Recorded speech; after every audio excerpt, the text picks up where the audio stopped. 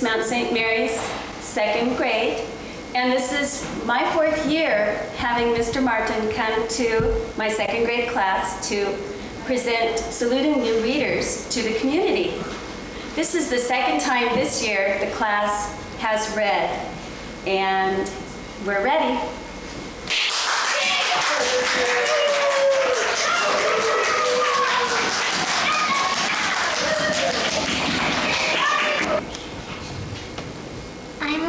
I'm Ariana, and I will be reading Pat and the Fairies. Once there was a boy named Pat. Pat knew every little, but he did the best he could. He knew how to run errands very well. Pat ran errands for people. They all liked him. As he went on his errands, he laughed and sang and talked to everyone he met. But he always came back with the things that he knew when after and that his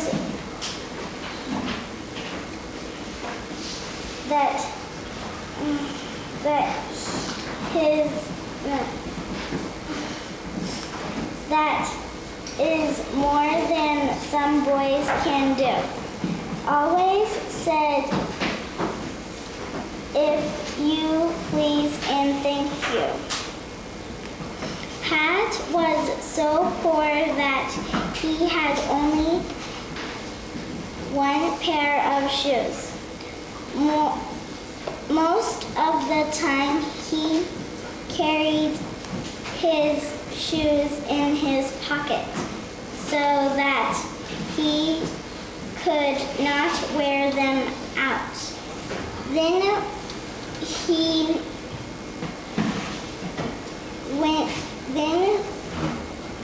went into people's houses. He took his clean shoes out of his pocket and put them on. Then, when he was back on the road, he took his shoes off and put them into his pocket again. One day, Pat went to town. He had many errands to do. As he went along, he found time to laugh and thank you for letting me read. If you want to find out how the story ends, check it out in your local library.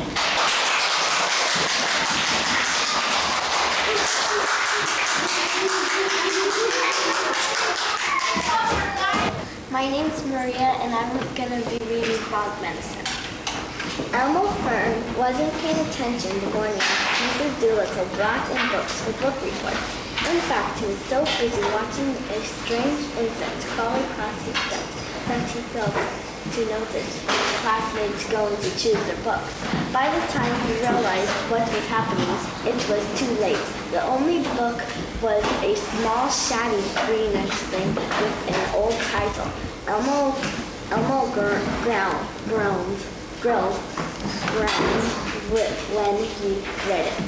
Frog Medicine, and read the cover by Dr. Frank Gould.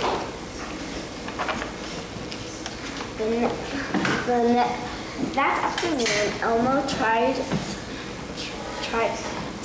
trading the books for something better, but the other kids just laughed. Frog Medicine, they shouted. Who cares about that? Secretly, Elmo agreed. Frog frogs were dull creatures, in his opinion, good only for eating bugs and sitting in puddles. How interesting could that be? When he got home, he threw it into his closet without even looking at it. I'll read it later, he told his cat Lone. The week passed and things got worse. The longer Elmo put off his project, the harder it seemed. Everyone else was enjoying their assignments. Roy Poulton was reading a book called Common Household Monsters, and Arthur Fox had already finished his report on the lost dinosaurs of Tora Island. Even Buckford Snake, who rarely did homework at all, was clearly enjoying space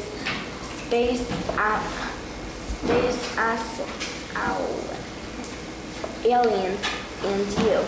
It all seemed very unfair. Elmo tried to think about other, more peaceful subjects, but his thoughts kept drifting back to the book in the closet. At the same time, it seemed as through there were frogs everywhere he looked. I wish they would all just go away, he thought. Thank you for listening to me read. If you want to hear the end of the story, check it out at your local library.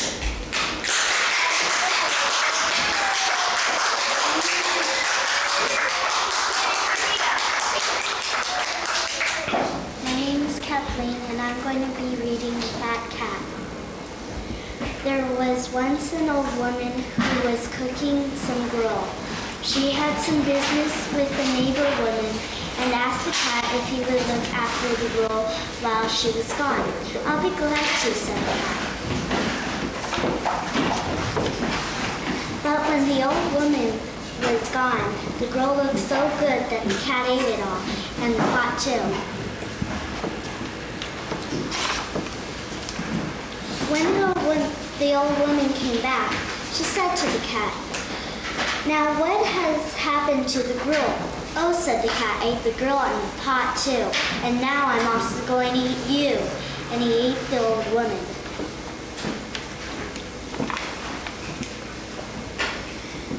He went for a walk, and on the way he met Skohottentot. And Skohottentot said to him, "What have you been eating, my little cat? You are so fat." And the cat said, "I ate the gruel and the pot and the old woman too, and now I'm also going to eat you." So he ate Skohottentot. Afterwards, he met Skolekenlot. Skolekenlot said, "What have you been eating, my little cat? You are so fat." "I ate the gruel and the pot and the old woman too, and Skohottentot," said the cat, "and now I'm also going to eat you." So he ate Skolekenlot. Next he met 5 birds in a flock, and they said to him, "What have you been eating, my little cat? You are so fat." "I ate the gruel and the pot and the old woman too, and now I'm also going to eat you." And he ate the 5 birds in a flock. Later he met 7 girls dancing, and they said to him, "Gracious, what have you been eating, my little cat?" And the cat said, "I ate the gruel and the pot and the old woman too, and Skohottentot and Skolekenlot, and 5 birds in a flock, and now I'm also going to eat you." And he ate the 7 girls dancing. When he had gone a little farther, he met a lady with a pink parasol, and they said to him, and she said to him, "What have you been eating, my little cat? You are so fat." "I ate the gruel and the pot and the old woman too, and Skohottentot and Skolekenlot, and 5 birds in a flock, and 7 girls dancing, and now I'm also going to eat you." And he ate the lady with the pink parasol. A little later, he met a parson with a crooked staff. Thank you for listening to me read. If you want to know how the story ends, check it out at your local library.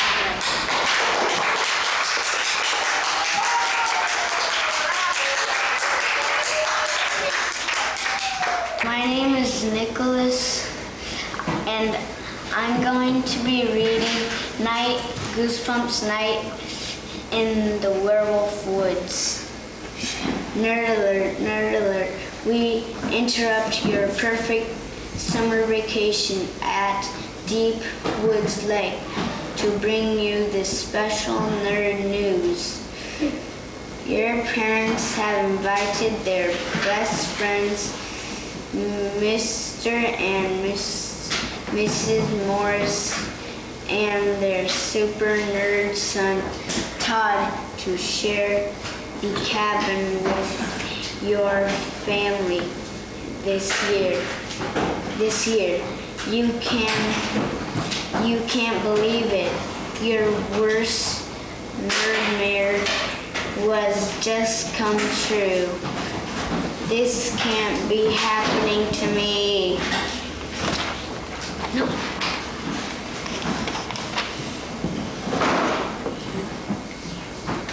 You've already spotted the Morse's car.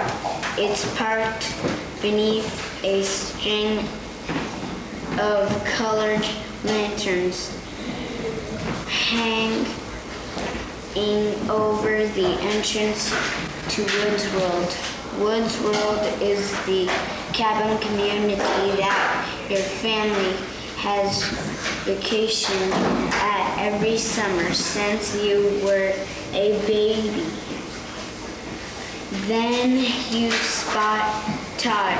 He's gashy, stringy, hairy, and wears thick black rimmed glasses. His big hand whirly birds out of a car when you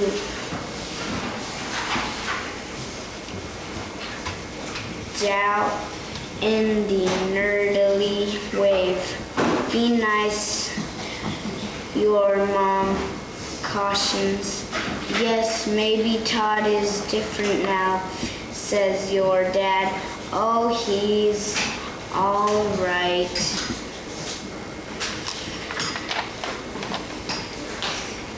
You and the Morse's car both roll up the... Thank you for listening to me read. If you want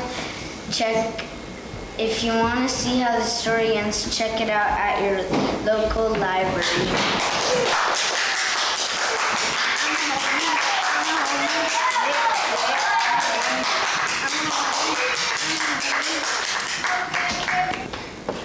Joey's friend Henry claimed that he had seen the Sandman the night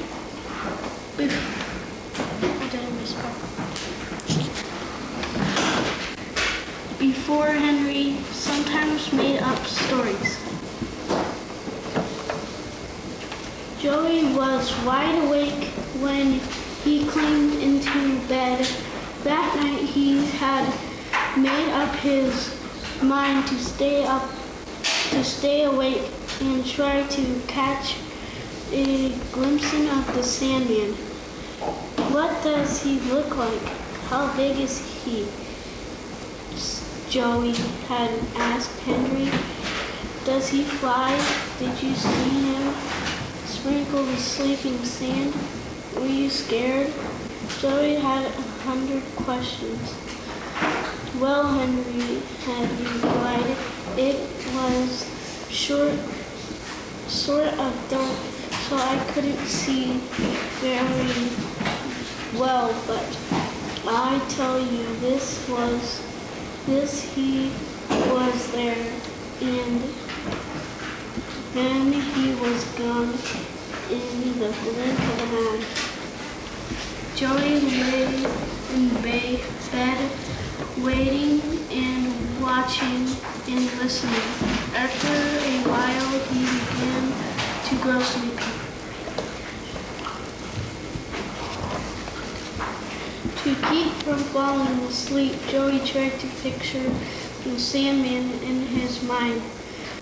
I'll bet he wears a robe and slippers and has a long white beard.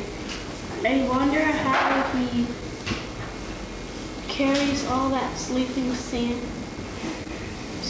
around. If I was the Sandman, I'd take the Red Rocket. The Red Rocket was Joey's wagon. He'd been riding in it all afternoon, around the backyard, up the driveway, and through the garden they'd gone. With adventure at every turn, Joey wondered how he could make up his mind.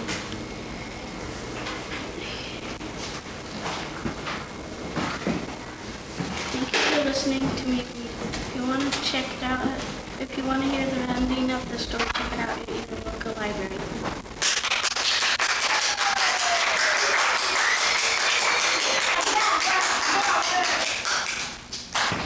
Hi, my name is Colby. I'll be reading Frog and Toad. Toad baked some cookies. These cookies smell very good, said Toad. He ate one, and they taste even better. Toad ran to Frog's house. Frog, cried Toad. Taste these cookies that I have made. Frog ate one of the cookies. These are the best cookies I have ever eaten, said Frog. Frog and Toad ate many cookies, one after another. You know, Toad, said Frog with his mouth full, I think we should stop eating. We will soon be sick. You are right, said Toad. Let us eat one last cookie, and then we will stop. Frog and Toad ate one last cookie. There were many cookies left in the bowl. Frog said to Toad, let us eat one very last cookie, and then we will stop. Frog and Toad ate one very last cookie.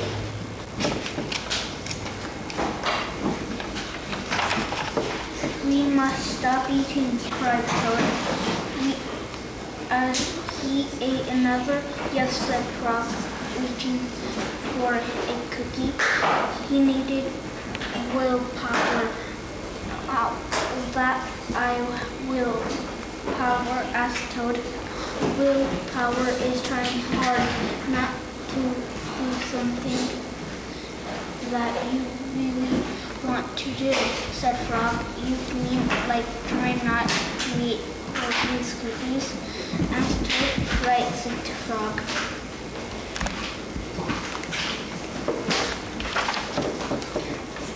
Frog put the cookies in a box. There, he said, now we will not eat any more cookies, but we can open the box. He said, Toad. That is true, said Frog. Frog tied some string around the box. There, he said. Now we will not eat any more cookies, but we can cut the string and open the box, said Toad. That is true, said Frog.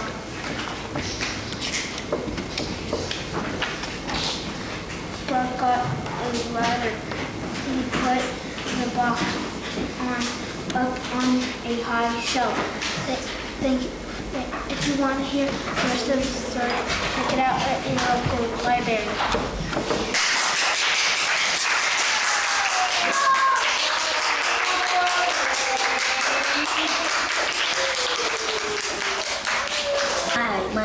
honor, and I'm going to read Charlie and the Great Glass Elevator.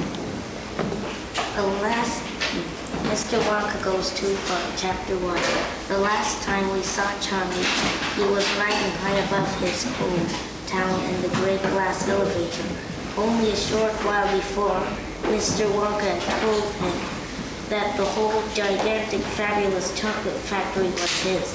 And now that our small friend was returning and thrilled with his entire family to take over, the passengers in the elevator, just to remind you, were Charlie Bucket, our hero, Mr. Willy Wonka, Charlie the Chocolate Baker Extraordinary, Mr. and Mrs. Bucket, Charlie's father and mother, Grandma Joe and Grandma Josephine, Mr.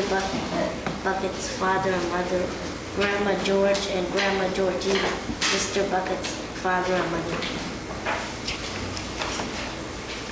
Grandma Josephine, Grandma Georgina, and Grandma George were still in bed, the bed having been pushed on board just before takeoff.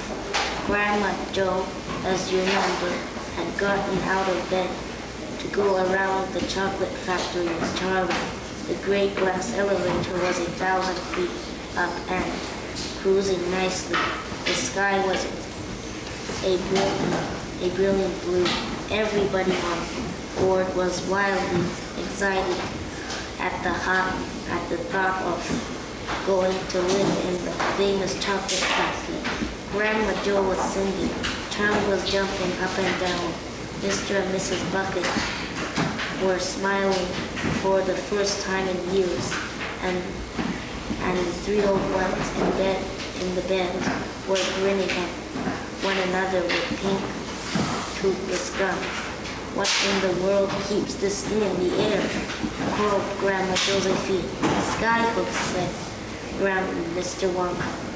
You amaze me, said Grandma Josephine. Dear lady, said Mr. Wonka, you are new to the sea. When you have been with us a little longer, nothing will amaze you. These skyhooks, said Grandma Josephine. I assume one end is hooked into this contraption we're riding in, right? Right, said Mr. Wonka. What's the other end hooked in onto? Said Grandma Josephine. Every day, said Mr. Wonka, I get deafer and deafer. Remind me, please, to call up my ear doctor when we get back. Charlie, said Grandma Josephine, I don't think I trust this gentleman very much. Nor do I, said Grandma.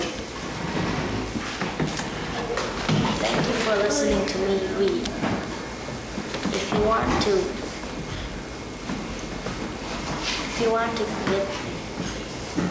find out the rest of the story, check it out at your local library.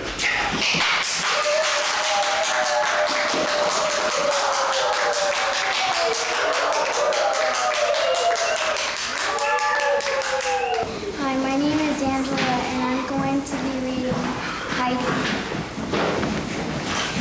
Heidi trudged up the grassy mountain slope. Aunt Dee Dee, can't we stay down in the village just for one night? Aunt Dee Dee huffed. Don't be silly. You have a nice plump bed waiting for you at the top of the mountain. Come, Heidi, let's not dawdle. But Aunt Dee Dee, said Heidi, as she shifted the bundle of clothes in her arms. What if the villagers are right? What if he's wicked and grouchy and mean? What if he hates children? Aunt Dee Dee threw her hands in the air. He's your grandfather, Heidi. How wicked can he be? Don't be selfish. I can't take care of you any longer. As they marched up the steep path, the afternoon wore on. At last they came to a cabin and small lawn tucked back into the side of the mountain. An old man sat on a stool out front, smoking a pipe. He had a long, grizzled beard and bushy gray eyebrows. He frowned when he saw them. "Grandfather," Heidi set her bundle in the grass. "It's me, Heidi." The old man narrowed his eyes. He stared at Heidi. Her grandfather tapped his pipe on the stool. "You have your mother's eyes," he said. Heidi stared at the ground. "I suppose that's bad," she said. The old man was silent for a moment. "No," he said softly. "It's good, very good."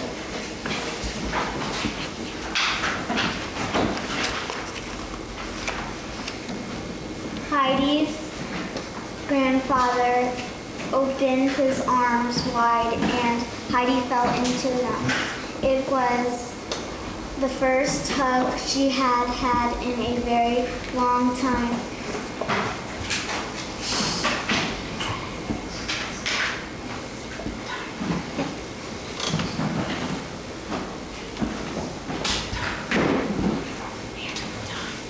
Thank you for listening to me read. If you want to know how the story ends, check it out at your local library.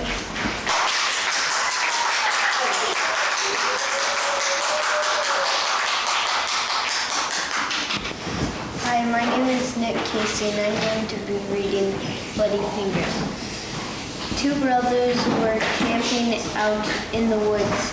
They had gone on a long walk through the tall, dark trees. Now they were lost.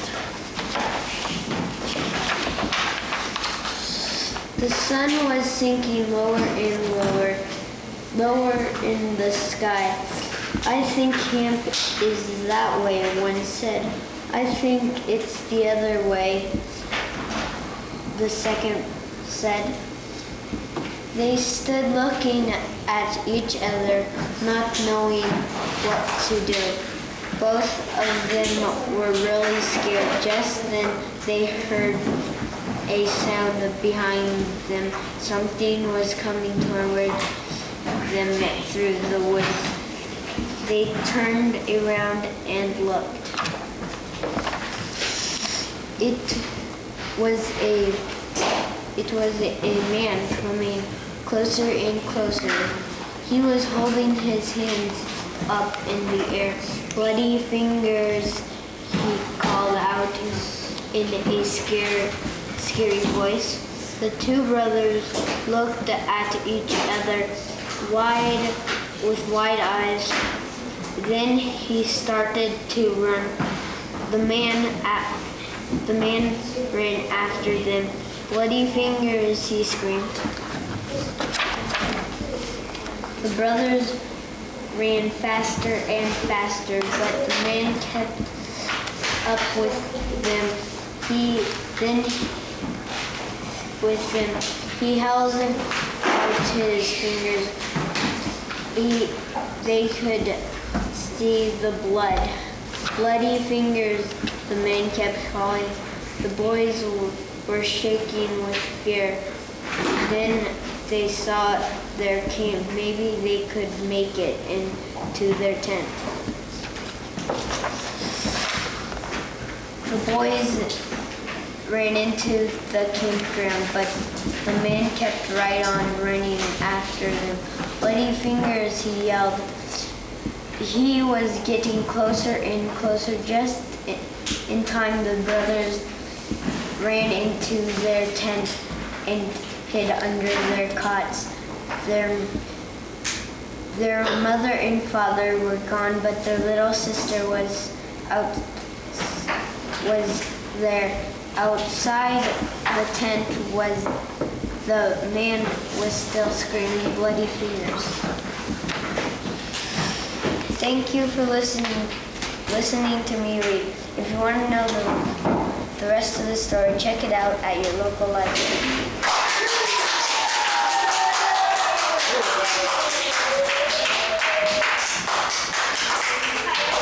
My name's Gabriella. I'm going to be reading Penny for President. Pop and Penny are twins. They are in the 2nd grade.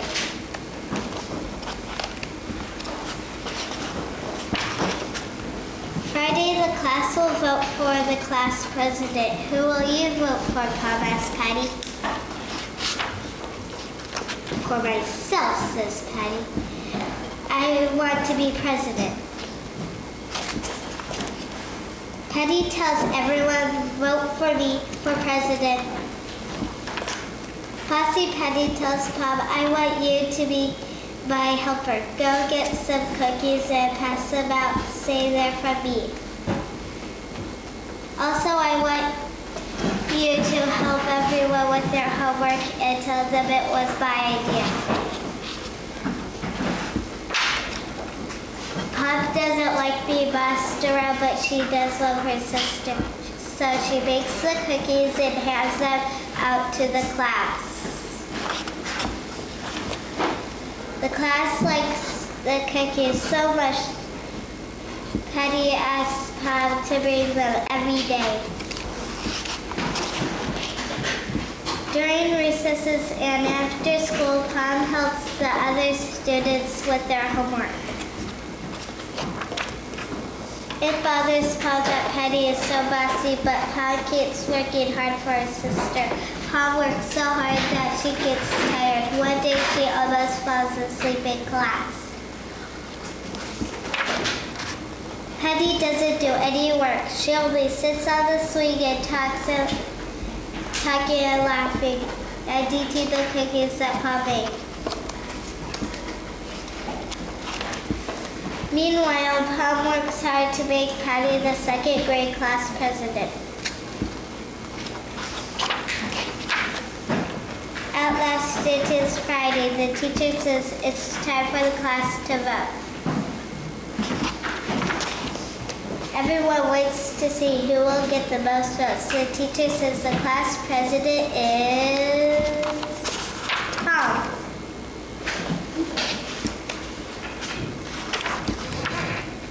Tom wins because the class thinks she's a kind person and a hard worker. Thank you for listening to me read.